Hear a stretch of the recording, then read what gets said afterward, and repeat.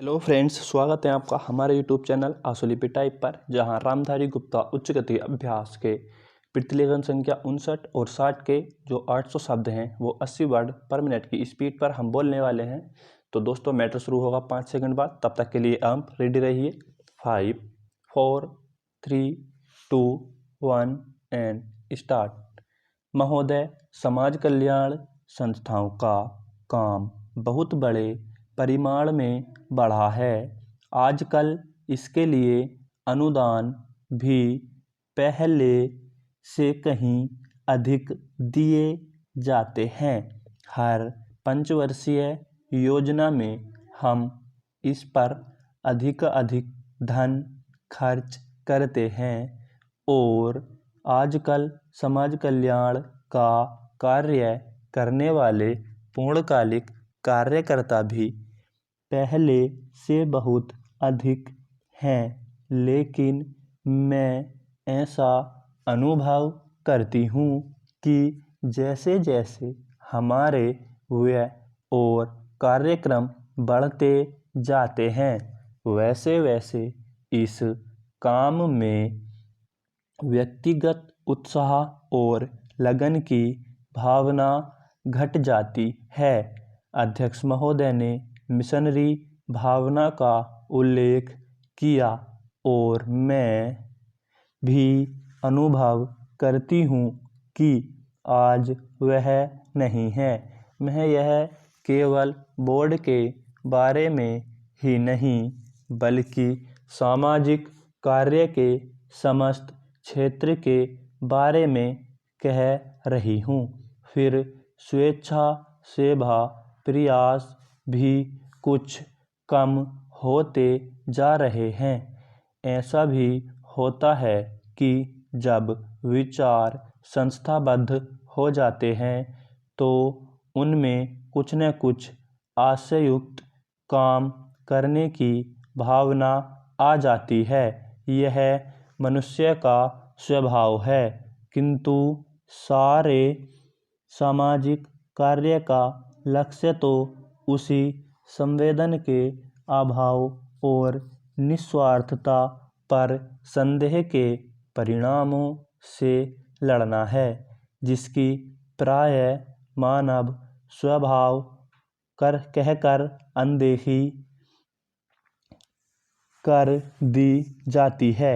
मैं जानती हूँ कि जिस मिशनरी भावना से काम शुरू किए जाते हैं उन्हें बाद में उसी तरह बनाए रखना हमेशा संभव नहीं होता, लेकिन बेहतर संगठन खड़ा हो जाने के बाद समस्याओं के बेहतर हल निकलने चाहिए। अतः हमें केवल अनुदानों से ही संतोष नहीं कर लेना चाहिए, बल्कि यह ध्यान रखना चाहिए कि इस सामाजिक कार्य के पीछे जिससे कि सामाजिक परिवर्तन हो रहा है, उद्देश्य क्या है। बोर्ड सामाजिक रूपांतर का केवल साधन मात्र है। राजनीतिक और आर्थिक कामों में फंसे रहने के कारण हम सही दिशा में और स्वदेशीय सामाजिक परिवर्तन की ओर काफ़ी ध्यान नहीं दे पा रहे हैं, किंतु परिवर्तन तो हमारे अपने विकास और विश्व की घटनाओं के कारण जो हमारे जीवन और समाज पर निरंतर प्रभाव डालता है, स्वतः आ रहा है। हमारे होनहार युवक और युवतियाँ संसार के घटना चक्र से निरंतर प्रभावित हैं और कहीं भी कुछ होता है तो वह हमें भी अवश्य छू जाता है। लेकिन परिवर्तन का इस प्रकार केवल उपोत्पाद के रूप में अप्रत्यक्ष रूप में आना पर्याप्त नहीं। हमारी अपनी अनेक समस्याएं हैं जो हमारे अनुभव की दृष्टि से विशेष प्रकार की हैं। चेंज। महोदय, एक उदाहरण है जो बोर्ड के सीधे कार्यक्षेत्र में नहीं आता, फिर भी वह सामाजिक अपव्यय को रोकने के महत्व का विवाहों और भोजों आदि में जो धन का अपव्यय होता है वह घटने के बजाय बढ़ रहा है। विकास से जिन लोगों को लाभ पहुंचा है वे दूसरों पर अपनी सफलता का रोब गांठना चाहते हैं। दहेज का विरोध, जो कुछ समय पहले काफ़ी ज्वलंत प्रश्न था, अब पीछे पड़ गया है।